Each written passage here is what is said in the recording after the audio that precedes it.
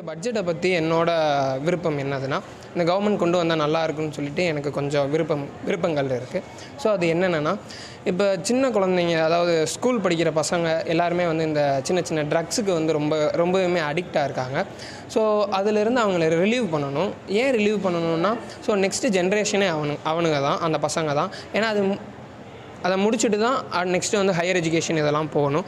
So அந்த drugs use பண்ணுறதுனால அந்த பசங்க யாருமே வந்துட்டு ஒரு ஹையர் எஜுகேஷனே போகாமல் அதுலேயே ரொம்ப கீழே போயிட்டு நெக்ஸ்ட் வேறு ஸ்டேஜுக்கே அவங்க போயிடுறாங்க. ஸோ இதுக்காண்டி கவர்மெண்ட் வந்து ஒரு சின்ன ஒரு அவேர்னஸ் க்ரியேட் பண்ணிவிட்டு ஒரு ஹோம் மாதிரி வச்சுட்டு அந்த பசங்களுக்கு வந்து ஒரு நல்ல ஒரு அட்வைஸ் கொடுத்து, நல்ல ஒரு மோட்டிவேஷன் கொடுத்து, இதெல்லாம் இல்லை வாழ்க்கை, வேறு எதுக்குள்ளே வாங்கன்னு சொல்லிவிட்டு அவங்கள சொல்லி ஒரு மோட்டிவேட் பண்ணி வேறு எதுக்கு கொண்டு வரணும்.